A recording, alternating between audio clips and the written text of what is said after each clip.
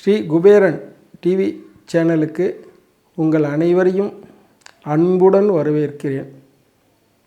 அடியேன் குருஜி கல்யாணராமையர், குரோம்பேட், சென்னை. வருகிற மார்ச் மாதம் 6ஆம் தேதி ஸ்ரீ சனீஸ்வர பகவான் கும்பராசியிலிருந்து மீனராசிக்கு பெயர்ச்சி ஆகிறார். ரைட்.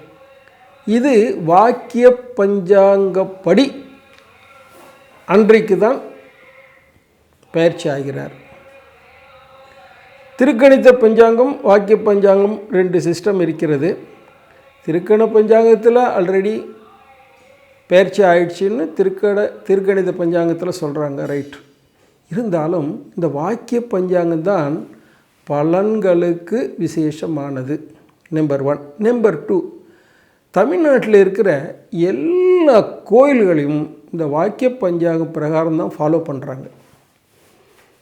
உதாரணமாக திருநள்ளார், அந்த கோயிலில் கூட அவங்க பப்ளிஷ் பண்ணிட்டாங்க, நாங்கள் இந்த சனிப்பெயர்ச்சி தான் நாங்கள் எடுத்துக்கிறோம், திருக்கணித பஞ்சாங்க பிரகாரம் நாங்கள் எடுத்துக்கலை. இன்னொரு உங்களுக்கு அடிஷ்னல் இன்ஃபர்மேஷன், ஒரு 10 வருஷத்துக்கு முன்னாடி திருக்கணித பஞ்சாங்கத்து வாக்கியமே கொஞ்சம் வித்தியாசம் இருக்கும். திருநள்ளாறில் கூட 2ஐயும் கூட நாங்கள் பூஜை பண்ணுறோம்னு சொன்னாங்க. ஆனால் இப்போ வந்துட்டாங்க. இப்படி இந்த வருஷம் அனௌன்ஸ் பண்ணிட்டாங்க, இதுதான் மார்ச் மாதம் 6ஆம் தேதி 6 சனிப்பெயர்ச்சி தான் கரெக்ட்னு அவங்களும் சொல்லிட்டாங்க. அது இருக்கட்டும். எல்லா கோயில்லையும் அந்த வாக்கிய பஞ்சாங்க பிரகாரம் தான் எல்லா அனுஷ்டானங்களும் பார்த்துக்கிறாங்க. ப்ளஸ் நாங்கள் ஜோசியர் பார்க்குறோம். இதில் இந்த வாக்கிய பஞ்சாங்க பிரகாரம் தான் பலன்கள் நல்லா இருக்குது. இன்னும் கேட்டால் தென்னாட்டில் முழுக்க பார்த்திங்கன்னா எல்லா ஊர்லேயும் இருக்க ஜோசியர்களும் அந்த வாக்கிய பஞ்சாங்கம் 28 எல்லாம் சொல்லுவாங்க இல்லையா, அதனால் எல்லாமே இப்படி தான் பண்ணுவாங்க. அதான் வாக்கிய பஞ்சாங்க பிரகாரம் தான் ரைட், அப்படி தான் எடுத்துக்கோங்க. ரைட். பலன்கள் பிரகாரம் அதுதான் கரெக்டாக இருக்குது. ரைட். இப்போது சனீஸ்வர பகவான் கும்பராசிலேருந்து மீனராசிக்கு பெயர்ச்சி ஆகிறார். ரைட். இதில் 7.5 சனி எல்லாருக்கும் தெரியும். அந்த 3 ராசியில் இருக்கும்போது அந்த 7.5 சனி இருக்கும். இப்போ மகர ராசிக்கு விடுபடுறார், மேஷ ராசிக்கு சேர்றார். மேஷ ராசிக்கு இப்போ 7.5 சனி ஆரம்பம். ரைட். இப்போது கும்பராசிக்கு, மீனராசிக்கு, மேஷராசிக்கு 3 இடத்துக்கும் சனீஸ்வர பகவான் 7.5 சனி பலனை கொடுப்பார். அதை பற்றி பலன்கள் என்ன பண்ணணுங்கிறது பிற்பாடி பார்ப்போம். ஆனால் நல்லா கவனிச்சிக்கோங்க, சனி இந்த 3, 6, 11 இருக்கும்போது விசேஷமான பலன்களை கொடுப்பார். அது ஒன்றையும் நல்லா கவனிச்சிக்கணும். 7.5 சனி 7.5 சனிங்கிறது 12, 1, 2 3ஆம் இடத்துக்கு வரும்போது அது பேர் லக்ஷ்மீகரம்னு பேர். 7.5 சனி முடிஞ்சு அந்த ஒரு 2.5 வருஷம் 3ஆம் இடம் தான் லக்ஷ்மீகரம். லக்ஷ்மீகரம்னாலே மகாலட்சுமி கடாட்சத்தோடு அல்ல, அந்த வருஷம் சூப்பராக இருக்கும். அந்த 2.5 வருஷம் சனீஸ்வரன். அது அடுத்தது 6ஆம் இடம். 6ஆம் இடத்துக்கு வரும்போதும் விசேஷமான பலன்களை கொடுப்பார். அடுத்தது 11ஆம் இடம். 11ஆம் இடத்துக்கு வரும்போது ரொம்ப அதிர்ஷ்டமான டைம். 30 வருஷத்துக்கு ஒரு தடவை தான் அந்த 11ஆம் இடங்க லாபஸ்தானம். 30 வருஷத்துக்கு ஒரு தடவை தான் வருவார். அப்படி வரும்போது அது ஒரு விசேஷமான பலன்கள் கொடுப்பார். இதை கொஞ்சம் கவனிச்சுக்கிட்டோன்னு வச்சுக்கோங்களேன். நம்ம எப்பயுமே ப்ரீ பிளான்டுன்னு உண்டு எல்லாத்துக்குமே. சார், சின்ன விஷயமா இருந்தாலும் சரி, பெரிய விஷயமா இருந்தாலும் பிளானிங் இஸ் ரொம்ப முக்கியம். நம்ம இந்த கிரக சூழ்நிலைகளை அனுசரித்து நம்ம வாழ்க்கையை நடத்திக்கிட்டோம்னாக்கா நிச்சயமாக ஜெயிக்கலாம். அதே மாதிரி சனீஸ்வர பகவான் 7-8 சனியில் கஷ்டத்தை கொடுப்பார், அலைச்சலை கொடுப்பார், பிரச்சனையை கொடுப்பாருனாலும் அஷ்டம சனின்னு ஒன்று இருக்குது. அர்த்தாஷ்டம சனி. அர்த்தாஷ்டமம்னா அர்த்தம் பாதி, அஷ்டமத்தில் பாதி 4. 4ஆம் இடம். 4ஆம் இடத்துல இருக்கும்போதும் கொஞ்சம் பிரச்சனை கொடுப்பார், அஷ்டமத்தில் இருக்கும்போதும் பிரச்சனையில் கொடுப்பார், 7ஆம் இடம் கண்டக சனி இருக்கும்போதும் பிரச்சனைகள் கொடுப்பார். அப்போ நம்ம என்ன பண்ணணும், இதை அனுசரித்து பண்ணிக்கணும். சார், எப்படியாப்பட்ட ஹெல்த்தியாக இருக்கவங்களுக்கு ஒரு நாள் உடம்பு சரியில்லாத போக தான் செய்யும். அப்போ நம்ம என்ன பண்ணுறோம், மருந்துகள் எல்லாம் எடுத்துக்கிறோம். ஏதோ ஒரு மருந்து, அலோபதியோ சித்தா மருந்தோ ஆயுர்வேதமோ எடுத்து சரி பண்ணிக்கிறோம். அது மருந்து சரி பண்ணிக்கினா சரியாக போகுது. அதே மாதிரி தான் தெய்வங்களுக்கும் நம்ம சரியான பரிகாரங்கள் செஞ்சுக்கிட்டோம்னாக்கா அந்த பிரச்சனையிலேருந்து நம்ம விடுபடலாம். இந்த பரிகார பலன்களால். இன்னொன்று, எந்த தெய்வமும் நம்மளுக்கு கஷ்டம் கொடுக்கணும்னா அது பரிகாரங்கள் செய்ய விடாது. ஆனால் அதையும் மீறி தான் நம்ம பரிகாரங்கள் செய்யணும். பரிகாரங்கள் செஞ்சிட்டாக்கா அந்த கிரகங்கள் நம்மளுக்கு கெடுதல் பண்ணாது. ஏன்னா அதுக்கெல்லாம் சத்தியத்துக்கு கட்டுப்பட்டதுகள். அதனால தான் சரியான பரிகாரத்தை கேட்டுட்டு சரியான பரிகாரத்தை செஞ்சு முடிச்சிட்டோம்னாக்கா நம்மளுக்கு நிச்சயமாக அந்த கிரகம் நம்மளுக்கு கெடுதல் பண்ணாது. உதாரணமாக சனீஸ்வர பகவான் எந்தெந்த இடத்துல இருக்காரோ அதுக்கு தகுந்த மாதிரி பரிகாரங்கள் நம்ம பண்ணிட்டோம்னாக்கா அவர் நிச்சயமாக நம்மளுக்கு கெடுதல் பண்ண மாட்டார். இதுதான் ரொம்ப முக்கியம். சார், இப்போது ஒரு ராசிக்கு ஒன்று தனித்தனி பலன்களை நம்ம பார்ப்போம். அது ரொம்ப முக்கியம். அது உங்களுக்கு எல்லாருக்கும் தேவைப்படுற விஷயம். கொஞ்சம் விவரமாக சொல்கிறேன், அதை கேட்டுக்கோங்க, அதை ஃபாலோ பண்ணுங்க. மீன ராசிக்காரர்களுடைய சனீஸ்வர பெயர்ச்சி பலன்களை பார்க்க போகிறோம். மீனராசிக்காரர்கள் எல்லாருமே மெக்னானிமஸ் பீப்புள் தான், பெருந்தன்மை உள்ள பீப்புள் தான். அது சாஃப்ட் நேச்சர். மீனராசிக்காரர்கள் ஒரு பெரிய விஷயம். அது நல்லா கௌரவமாக இருப்பாங்க. குடும்பமான வரைக்கும் அந்த மீனராசி மீன லக்னக்காரன்லாம் அந்த வாத்தியார் சம்பந்தப்பட்ட உத்தியோகம் இருக்கும். ஏதாவது ஒரு லைனில் டீச்சிங், இல்லாட்டி உபதேசமானு பண்ணுவாங்க, இல்லாட்டி குருமார்வான்னு இருப்பாங்க, இல்லாட்டி புரோகிதராவான்னு இருப்பாங்க. ஏதோ ஒரு விஷயத்தில் சொல்லி கொடுக்குற ஸ்டேட்டஸில் இருப்பாங்க. எப்பயுமே உலகத்தில் சார் நல்லா கவனிச்சுக்கோங்க, எல்லா உத்தியோகத்து கூட வாத்தியார் உத்தியோகம் ரொம்ப நல்ல உத்தியோகம். ஏன்னா அவங்களும் ஒழுக்கமாக இருப்பாங்க, மற்றவங்களையும் ஒழுக்கமாக இருக்க சொல்லுவாங்க. சார், ஒழுக்கம்தான் சார் வாழ்க்கையில் ரொம்ப முக்கியம். ஒரு வாத்தியார் இருக்கவங்களாம் ஒழுக்கமாக இல்லாமல் இருக்க மாட்டாங்க ஜென்ரலாக. யாரோ 1-2 ஸ்டே கேசஸ் இருக்கலாம். ஆனால் பொதுவாக வாத்தியார்னா வாத்தியார்ப்பா நல்ல மனுஷன்பா அப்படி தான் இருக்கும். அவங்களும் பசங்களை நல்லா தான் வளர்ப்பாங்க. இது லைஃப் லாங் பேரை காப்பாற்றுறதோட எல்லாத்தையுமே காப்பாற்றும். வாத்தியார் வீட்டில் பொண்ணு எடுக்கலாம், பொண்ணு கொடுக்கலாம். ஏன்னா அவங்க நியாயமாக இருப்பாங்க, தர்மமாக இருப்பாங்க. இது உலக இயற்கை எல்லாருக்கும் தெரிஞ்ச விஷயம். அப்போ அந்த மீன ராசிக்காரன் மீன ரகக்காரங்கள்லாம் இந்த வாத்தியார் சம்பந்தப்பட்ட தகுதி உண்டு. அப்படின்னாலே ஒரு நல்ல ஆத்மா தானே, கரெக்ட் தானே? அப்போ அந்த மீனராசிக்காரனாலும் ஆனாலும் சார் எல்லாருக்கும் 7.5 சனிங்கிறது அஷ்டம சனிங்கிறது மாறி மாறி வரத்தானே செய்யும். இப்போ நம்மளுக்கு 7.5 சனி 2.5 வருஷமாக இருக்குது, இன்னும் 5 வருஷம் பாக்கி இருக்குது.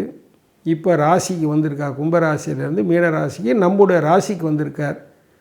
ராசிக்கு சனீஸ்வர பகவான் வரும்போது நம்ம சொந்த ஜாதகத்தில் ரொம்ப வலுவான பலன் இல்லைன்னா உடல் ஆரோக்கியம் கொஞ்சம் கெடும். அவங்க ராசிக்கு வரும்போது கொஞ்சம் மந்த புத்தின்னு சொல்லுவாங்க இல்லையா, அந்த லேட்டு. தினம் காலம்பர 6 மணிக்கு ஏந்திரவங்க கூட 7 மணி தான் ஏந்திருப்பாங்க. லேட் ஸ்டார்ட்டு தான் எல்லாத்துலேயுமே. அந்த 7.5 சனிங்கும்போது அதில் அந்த ராசிக்கு சனி பகவான் வரும்போது அசமந்தம்னுவாங்க இல்லையா, மந்த நிலைன்னு சொல்லுவாங்க இல்லையா, லேட் ஸ்டார்ட்னு சொல்லுவாங்க இல்லையா, இந்த ஒரு குணாதிசயங்களாம் வந்து தான் சேரும். சனீஸ்வர பிரீத்தி பண்ணிக்கின்னு தான் ஆகணும். இவங்க இன்னும் 5 வருஷம் கடக்கணும். அதனால் பரிகாரம் பண்ணிக்கிட்டால்தான் சரியாக வரும். ஒரு தடவை திருநள்ளாறு போயிட்டு வாங்க, ஒரு தடவை ஒரு நவகிரகம் வீட்டில் பண்ணிக்கிறது நல்லது. பொதுவான ஒரு பிராயச்சித்தம்னா பரிகாரம்னா உங்கள் வீட்டு பக்கத்தில் இருக்க சனீஸ்வர பகவான், அதாவது உங்கள் வீட்டு பக்கத்தில் இருக்க சிவன் கோயிலில் இருக்கிற நவகிரகத்தில் இருக்க சனீஸ்வர பகவானை 9 சுற்று சனிக்கிழமையில காலம்பரம் மத்தியானமும் சாயந்தரமோ சுற்றி வர்றது நல்லது. சாயந்தரம் பண்ணுறது நல்லது. இதான் சாயந்தரம் பிரதர்ஷனம் வர்றது ரொம்ப நல்லது. ஏன்னா சாயந்தரம்ங்கிறது நித்திய பிரதோஷ காலத்தில் சனீஸ்வர பகவானை பிரதர்ஷனம் வர்றது ரொம்ப விசேஷம். ரைட். பிஸ்னஸ் பீப்புள் இருக்கவங்களுக்கு கொஞ்சம் சிரமங்கள் இருக்கத்தான் செய்யும். கொடுக்கல் வாங்கலில் ஜாக்கிரதையாக இருக்கணும். பண வரவில் ஜாக்கிரதையாக இருக்கணும். பண வரவுக்கு ஒரு தடவை 4 தடவை எக்ஸ்ட்ரா எஃபர்ட் போட்டால் தான் வந்து சேரும். ஜாக்கிரதையாக இருந்துக்கணும். எக்ஸ்டென்ஷன்லாம் இப்போதைக்கு தேவை இல்லை. ஒரு 5 வருஷம் கழித்து பார்த்துக்கலாம். இருக்கிறத நார்மலாக ஓட்டின்னு இருந்தாலே ஓகே. ஸ்டேட்டஸ் கோன்னுவாங்க இல்லையா, எது எப்படி இருந்ததோ அப்படியே ஓட்டுங்கோங்கிற மாதிரி அப்படியே தான் ஓட்டணும். பெருசாக ஒன்றும் டெவலப் பண்ணாக்கா சிக்கல் தான் வரும். பணப்பிரச்சனைகள் இருக்கும், சமாளிச்சிக்க வேண்டியது தான். குடும்பத்தில் செலவுகள் உண்டு, சுப செலவுகளாக பண்ணிக்கோங்க. வீட்டில் கல்யாணம் பண்ணுறது, சுப நிகழ்ச்சிகள் பண்ணுறது, வீடு ரிப்பேர் பண்ணுறது, வீடு வாங்கிறது, நிலம் வாங்கிறது, லாங் டேர்ம் இன்வெஸ்ட்மெண்ட் 10 வருஷம் 15 வருஷம் இன்வெஸ்ட்மெண்ட் பண்ணுறது, இந்த மாதிரி லாங் டேர்ம் இன்வெஸ்ட்மெண்ட் எல்லாம் பண்ணிக்கிறது இந்த டைம் நல்லது, பண்ணிக்கணும். இல்லைன்னா அசுப செலவுகள் ஆகிடும். நல்லா கவனிங்க. இந்த மாதிரி சுப செலவு நல்லா பண்ணிக்கலைன்னா அசுப செலவுகள் ஆகிடும். பசங்களாம் நல்லா படிக்க வைக்கலாம். நல்லா கவனிங்க. பசங்களை ஃபாரின் அனுப்பி படிக்க வைக்கிற நேரம் இந்த நேரம். அந்த ஏஜ் குரூப்பில் இருந்தால் வெளிநாட்டில் போய் படிக்கிறதுக்கு உண்டான வாய்ப்புகள் கிடைக்கிற டைம். ஏன்னா அது செலவு, வெளிநாட்டு செலவு, நம்மளுக்கு அதிகமான செலவு. அந்த செலவால் நம்ம கொஞ்சம் கஷ்டப்படுற நேரம். அதனால் பசங்களை வெளிநாட்டு அனுப்பிச்சி படிக்க வைக்கிற நேரம். வெளிநாட்டில் இருக்கிறவங்களுக்கும் கொஞ்சம் சிரமங்கள் உண்டு, ஜாக்கிரதையாக இருக்கணும். இந்தியாவுக்கு போய் வந்துடலாமான்னு தோன்ற டைம் தான் இப்போது. சிலர்லாம் வந்துடுவாங்க, சிலர்லாம் தவிர்க்க முடியாத சூழ்நிலையில் சிலர்லாம் வந்துடுற மாதிரி தான் ஆகும்.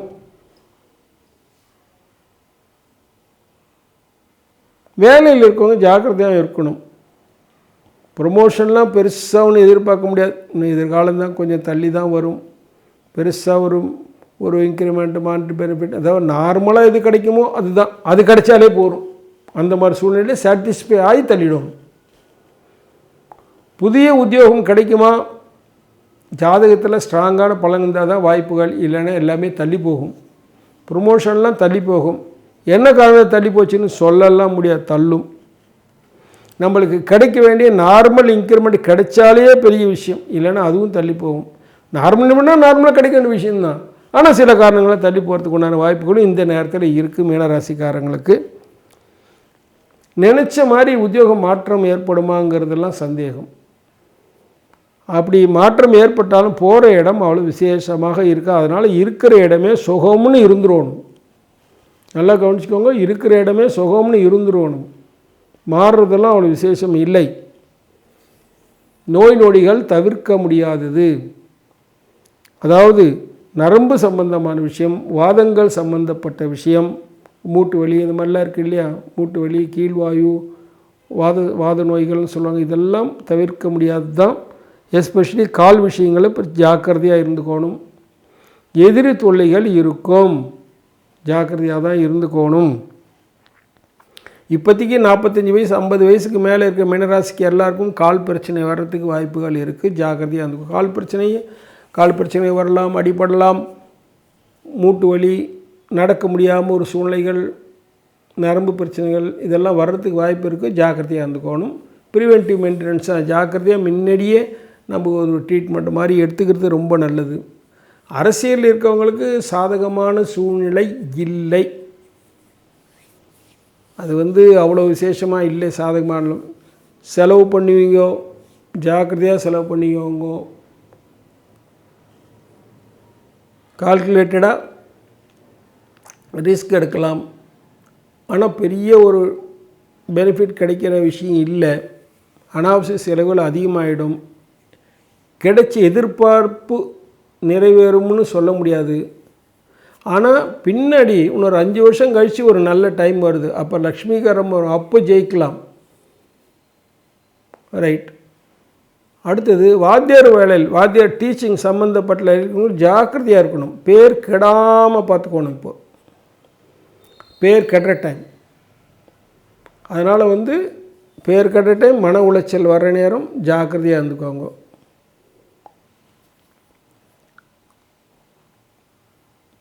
மற்றபடி இயந்திரங்களில் வேலை செய்கிறவங்க, வண்டி ஓட்டுறவங்க, வண்டி வாகனம் ஓட்டுறவங்கலாம் கொஞ்சம் உஷாராக தான் இருக்கணும். இப்போது மெட்ராஸில் இருக்கிறோம், இந்த மாதிரி சமயத்தில் வண்டி ஓட்டாதீங்க ஆன்னு சொல்ல முடியாது. இன்றைக்கி மெட்ராஸில் இருக்க ஒரு 2 வீலர் இல்லாமல் இருக்கவே முடியாது சார். எல்லாத்தையும் ஆட்டோ பிடிச்சி போகிறவங்க, ஓலா பிடிச்சி போகிறவங்களாம் நடக்காது. ஒரு காலத்தில் சைக்கிள் இந்த மாதிரி தான், இப்போ 2 வீலர் ஆகிப்போச்சு. 2 வீலர் இல்லாமல் லைஃப் நடத்த முடியுமாங்கிறது இப்போ ஒரு கொஷின் தான். அது ஜோசியர் கூட நீங்கள் வைப்பாங்க, நேரம் சரியில்லைங்க 2 வீலர்லாம் ஓட்டாதீங்கன்னு சொல்கிறது அர்த்தம் இல்லாத விஷயம். இப்போது என்ன ஜாக்கிரதையாக ஓட்டுங்க அப்படி தான் சொல்ல முடியுமே கண்டி. 2 வீலர் ஓட்டாதுன்னா அது இன்றைக்கி மெட்ராஸில் வாழ்க்கையை நடத்த முடியாது. அது எல்லோரும் தெரிஞ்சு. ஆனால் என்ன பண்ணணும், உஷாராக இருந்துக்கணும். ஏழை சனி ஏதாவது சிக்கல் வரும், ஜாக்கிரதையாக இருந்துக்கணும். வண்டி வாகனங்கள் பழுது ஏற்படும், ப்ரிவென்டிவ் மெயின்டெனன்ஸு ரொம்ப முக்கியம்னாலும் யார் பண்ணுறா? எல்லாம் வண்டி பிரேக் டவுன் ஆனப்பறம் தான் ரிப்பேர் பண்ணுறோம். ஆனால் வண்டி செலவுகள்லாம் இருக்குது. ஏழை சனி இருக்குது, ஜாக்கிரதையாக இருந்துக்கணும்.